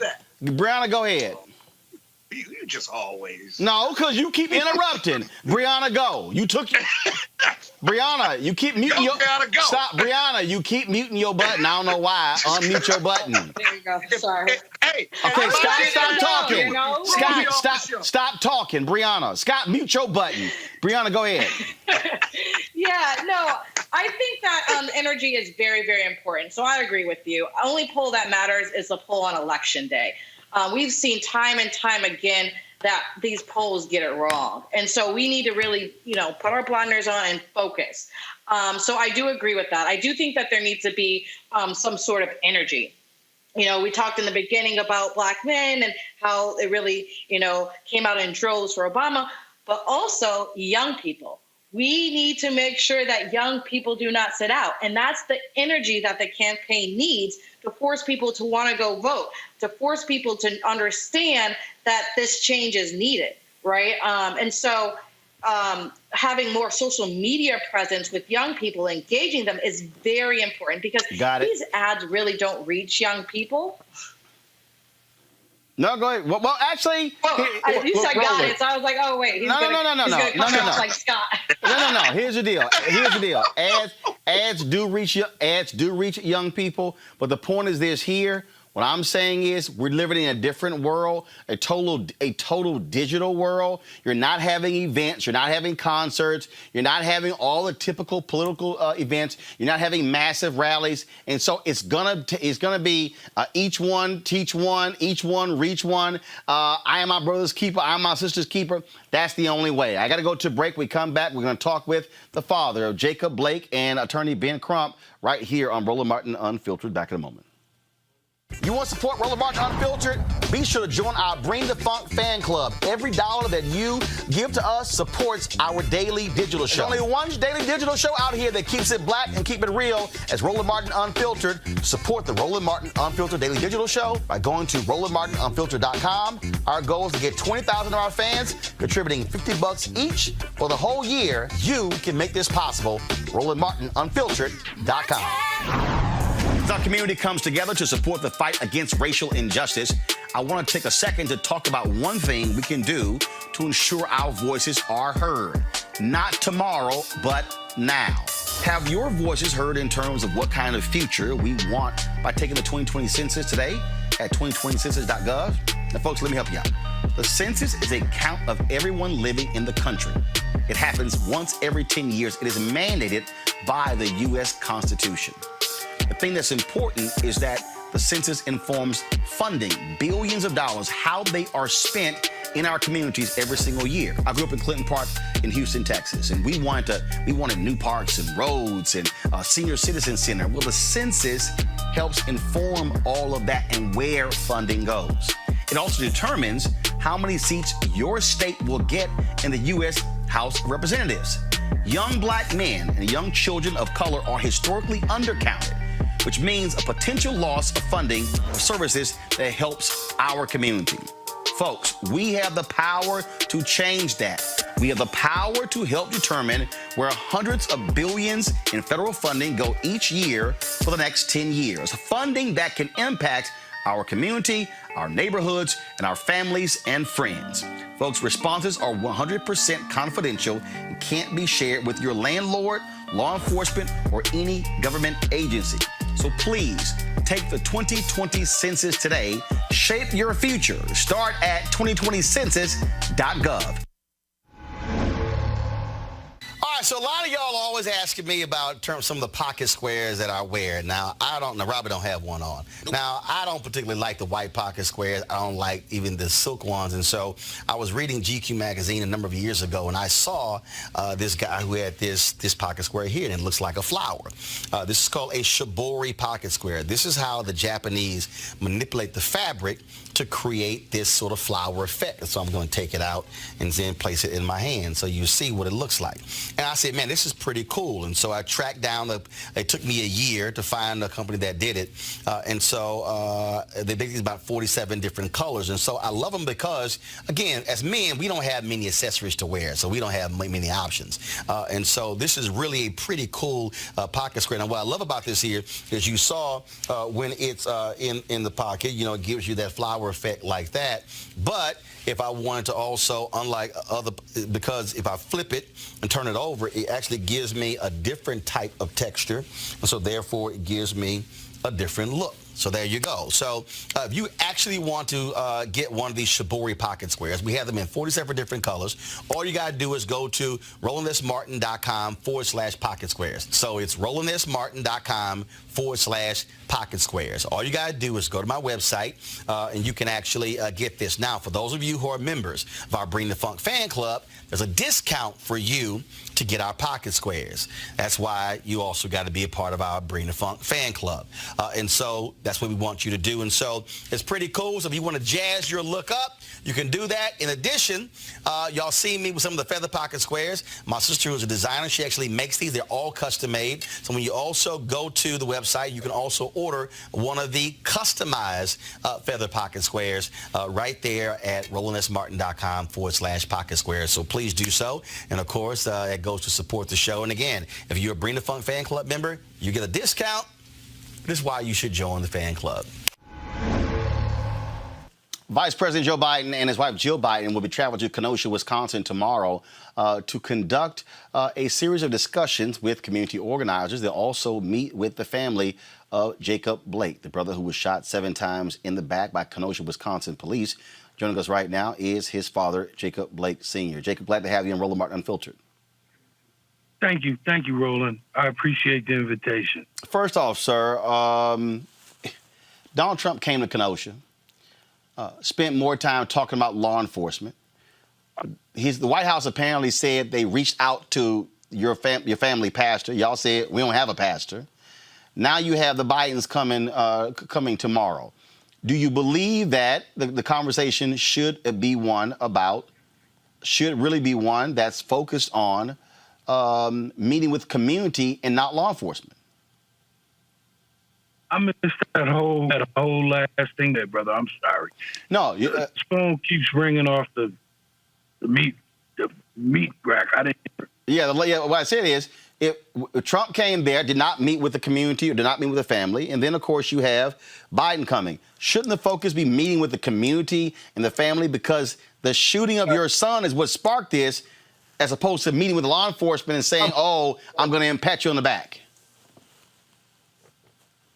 Well, I don't want to get poo, but in my humble opinion, when you relate things that you relate, you call my son a putt. How would that make any father feel if you connect your child to a putt? Mm-hmm. You previously had a conversation with Biden and Senator Kamala Harris, and you described it as talking to I can't remember the exact words, but you said it was a familial conversation. It was as though I was one of my uncles, man. I know that sounds crazy, Roland, but for 58 minutes, he stayed on the phone with us, and he didn't rush the conversation. He talked about my son. He talked about changing policies.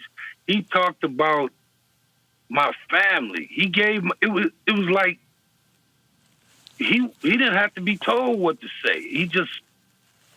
It was like he was an old school rapper, man, coming off the top of his head, man. You said policy. The Wisconsin legislature, the governor wanted them to meet to pass some police reform bills. 30 seconds, they opened. 30 seconds later, they closed it. Again, Roland, my comments are not going to be political because all I care about is my son. Mm-hmm. At this particular time, now when my son gets out of the woods and I'll make political statements and I'll make sure I call the 06 and tell him. Indeed. How is he doing? How is he doing physically? He's doing better, brother. He's doing better. And I appreciate you asking because some kind of way his health is being lost in a circle. They're not, it's like they don't even register what they've done to mine. Earlier, he was handcuffed. Have they removed those handcuffs? He was shackled, bad. Now, the boy is paralyzed the waist down, but he was shackled to the bed by his right leg. I've never been so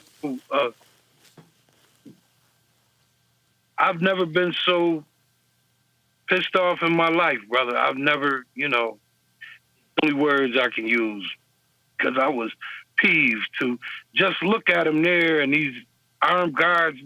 He can't get up, Roland. He can't get up. I want to bring in Ben Crump, a family attorney. Ben Crump, glad to have you back on the show. This is obviously a volatile situation. You have Trump yesterday meeting with business owners. Now we know, Ben, that one of the business owners was faking it. He was a former owner. A actual store owner who owned the building did not want to meet with Donald Trump. So the previous owner, that's fraud. And I told people, I said, I don't trust that those are the people standing with Trump are actually store owners. I'm not surprised, Roland Martin, and it's an honor to be on with you again. Mr. Blake is a man who is a big admirer of yours because you always tell it as it is, Roland, and you're telling it as it is now. This president will do whatever it takes to try to make himself look good, even at the expense of a young man who has 7 bullets in his body that burst his spinal cord, another bullet shattered his vertebrae, another bullet went into his intestines. He's lost most of his intestines. Another bullet went into his colon. He's lost his colon. Another bullet went into his arm. Another bullet went into 2 bullets into his stomach. He's lost all function and control of his bowels. He's lost all function and control of his sexual organs. And for the rest of his life, he's going to have to explain to his 3 little boys why the police shot him 7 times in the back. Jacob, this is obviously, it's difficult, it's traumatic for you. I talked to Kendall West, the African American Club. He said black folks there have been focused, have been mobilized and organized. But he says that the people who have been causing the problems late at night are white provocateurs. What would you tell those people who say they're out there fighting for Jacob Blake, but they are engaged, they're doing stuff, they're spray painting, they're doing whatever, what would you tell them who say that they're fighting for your son?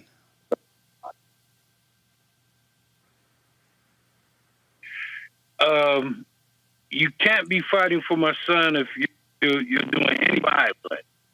If you're tearing up or destroying, you can't be doing it for my son, because no blessings come from that. No blessings at all. I call for peace here in Kenosha. And I make no mistake, I call for peace, but not forgive that officer for shooting my son 7 times in his back.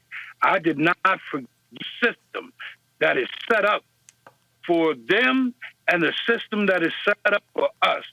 I don't forgive anybody for anything. Now, I may believe in an eye for an eye and a tooth for a tooth, but I don't believe in unnecessary violence. Ben Crump, I'm going to go to you. The vice president is coming there with his wife. What will you say to him? But more importantly, what must he do in speaking to this nation as it relates to this case as well as others? Roland, he has to speak to this COVID-19 pandemic that African Americans are dealing with in America. See, the rest of America just has to deal with COVID-19 pandemic. We got to deal with the racism and discrimination that comes along with the COVID-19 pandemic. And he has to speak about reform and legislation to prevent these extrajudicial killings of black people in America. Seems like every other week, Roland, we're dealing with one in Los Angeles now. I mean, there's a hashtag happening quicker than we can keep up. So when he's talking to Jacob Blake Sr. and his family about justice for Jacob, encompassing in that should be justice for George Floyd, for Breonna Taylor, for Ahmaud Arbery, for Dijon Kinsey, for all of these people who have been killed unnecessarily and unjustified, because we dispute what Attorney General Barr says when he says there's no systematic racism in policing in America. It is evidence after evidence, body after body. And that's the last question I have for you, Jacob Blake Sr. To hear the Attorney General of the United States in an interview today dismiss, this is not a major deal out here. He said there were 10 cases last year of unarmed black men being shot by cops. There's no systemic racism. Your response to that? Once again, I have to refer you back to my answer to that question, because if I comment, then I'm becoming a political pawn. So I'm not going to comment on anything that any politician does or says. Well, I ask you this then. For the last question. There are people around the country are paying attention to the story. What do you want them to be doing, whether they're black, whether they're white, Latino, Asian? It doesn't matter. What do you want people who are not outside of Kenosha, Wisconsin, to be doing when it comes to what took place with your son and other shootings? I want people to support change. I want them to support a rebuke of these two systems of justice. There's a system set up for white people, and there's a system set up for brown people.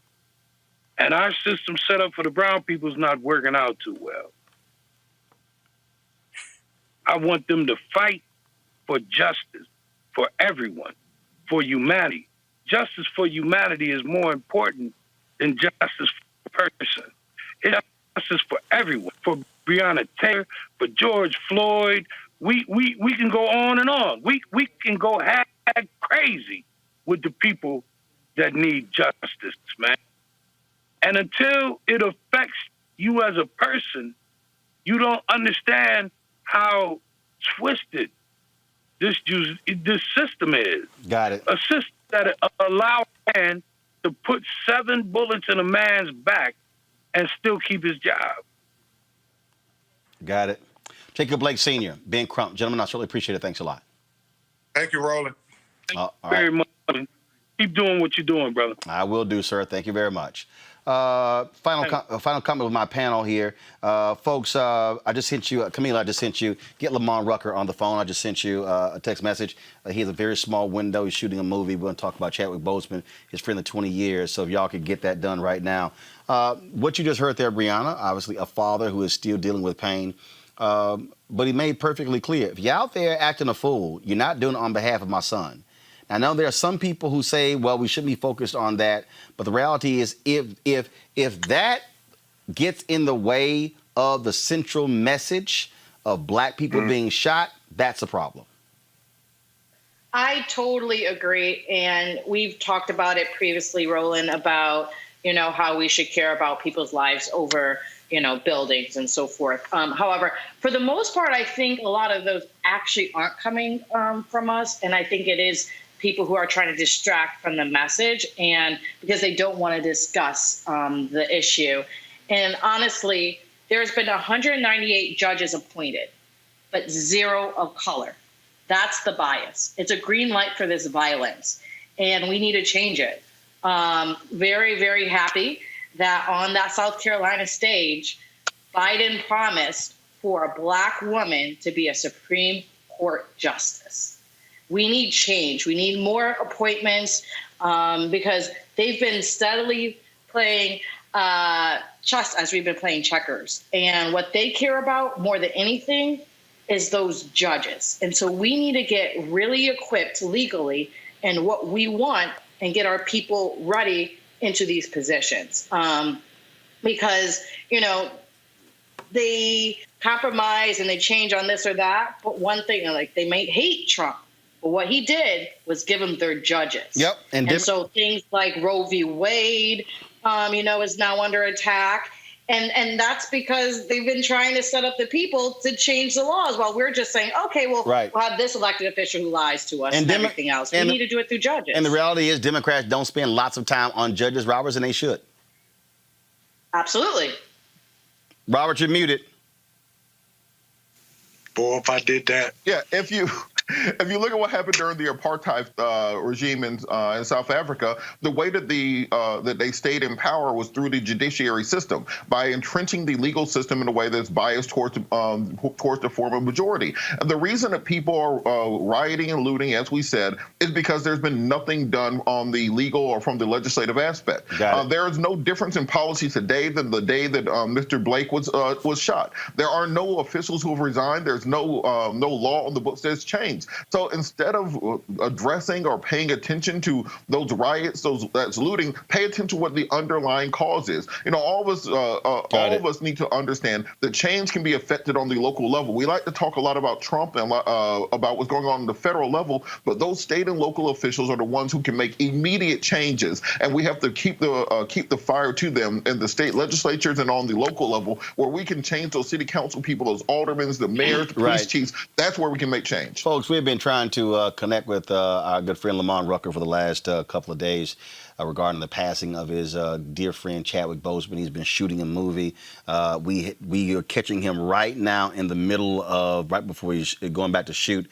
Lamont, glad to have you on the show. Chadwick was your man for 20 years. Lamont, are you there? All right, looks like his video froze. Lamont, are you there? I'm here. There we go. Just go ahead. We'll just roll with your audio. Don't worry about the video. Right. Just share your thoughts about your good friend of 20 years, Chadwick Boseman.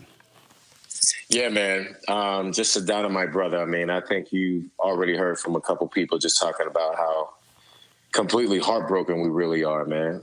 There's so many thoughts to share, you know, and when there's a friendship of that long, and when you've known somebody from when we were all kind of in the trenches, thugging it out, you know, broke actors in New York, just paying our dues, putting our work in. And, you know, you're always happy for your peers, man, who can finally start making their dreams come true. And for him to have the meteoric rise that he had, I mean, there really is nobody that was more deserving. Been rooting for this brother ever since I laid eyes on him, man. You know, we've been trained by a lot of the same people. So even just spiritually, philosophically, you know, ethically, artistically, we've got a lot of things in common, you know.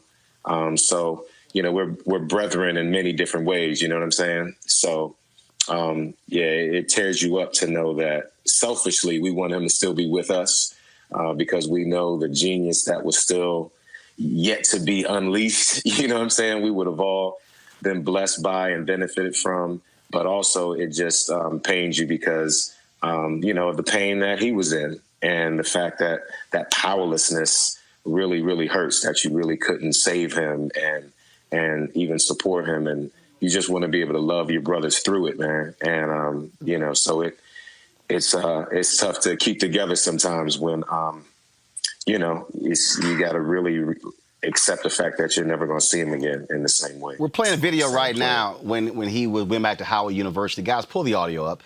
This is in 2017, his first visit back to Howard since he had graduated. And, man, the students just went crazy when he walked out.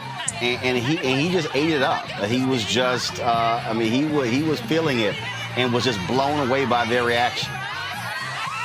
Yeah, I bet. I mean, you know, what greater pride than for one of your own, right, to come back, especially after, you know, doing the work that he did that was so impactful. I mean, you know, when so many other people finally knew that this guy was even here, you know, he just took this thing by storm, man. He just grabbed this industry by the throat and did it with such beauty and class and grace, man. You know, I mean, he really is just the epitome of what I love about us, man, what I love about black people, what I love about black men, what I love about myself, what I love about you, what I love about my father, you know what I'm saying?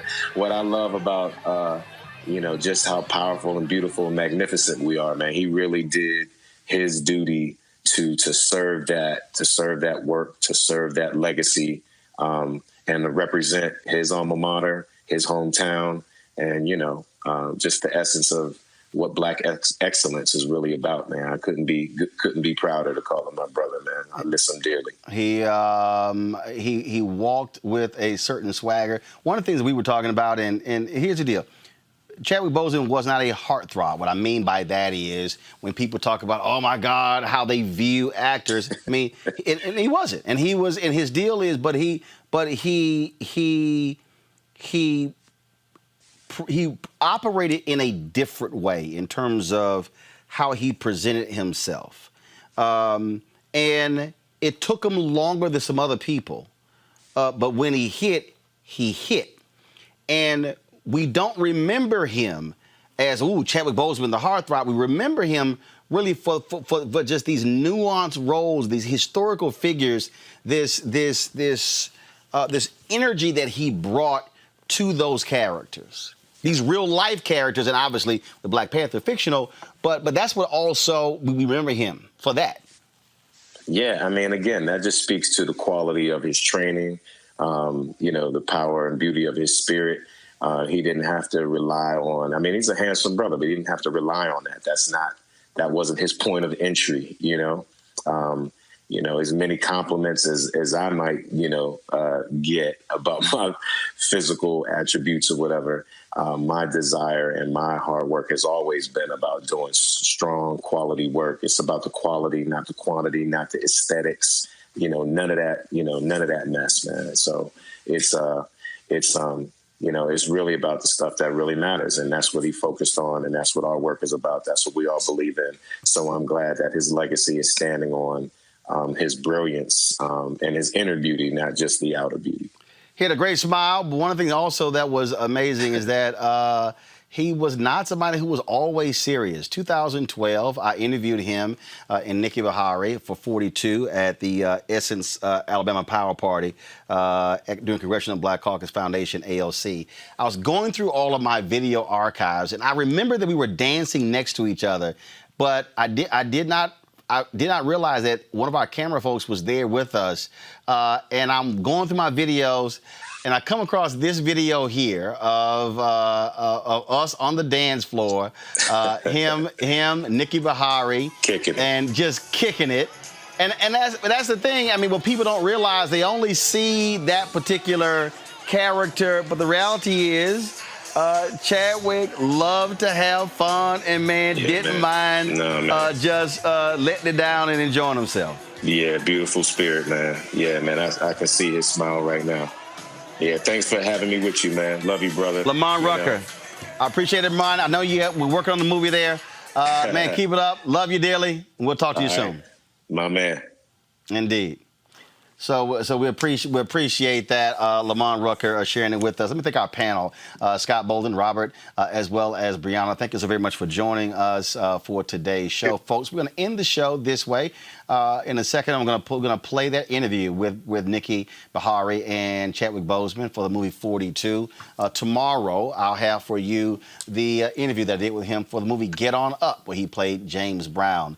And so, guys, get that video set up. If you want to join our Bring the Funk fan club, your dollars make it possible for us to do this show, for us to be able to present the kind of content that you're not going to find anywhere else. If you want to join our Bring the Funk fan club, you can give via Cash App, PayPal, Venmo. You can also mail it in. That's important because, again, we are about you, representing our people and our interests in everything that we do. Cash App is $RM Unfiltered, PayPal.me/R Martin Unfiltered. You have Venmo.com/RM Unfiltered. You can send a money order to New Vision Media, NU Vision Media, Inc., 1625 K Street Northwest, Suite 400, Washington, D.C., 2006. Our goal is to get 20,000 of our fans to be members of our fan club. We're over 11,000 right now, so we want you to become the latest one. Tomorrow, I'll read some of the people who have sent us checks, and so please, we want you to do that. Also, go to vote.org to remember, check your registration and get ready. And, of course, fill that census out, census2020.gov. We'll end the show. Again, this is my interview 8 years ago with a very young Chadwick Boseman and Nikki Bahari promoting the movie 42, where he played Jackie Robinson. I'll see you guys tomorrow. All right, well, first off, you are playing iconic figures. This is not a normal movie when you talk about playing Mr. and Mrs. Jackie Robinson. So talk about that. What does it mean for you to be able to step into these roles? I think for me, stepping into these roles sort of allows you to see the role model within yourself. You know, like the people that we're playing are synonymous with or parallel to like Barack and Michelle. And when you actually envision yourself having that same sense of grace and dignity and fortitude, you start to discover things within yourself. I think that's why it's an important project for young people to see, you know?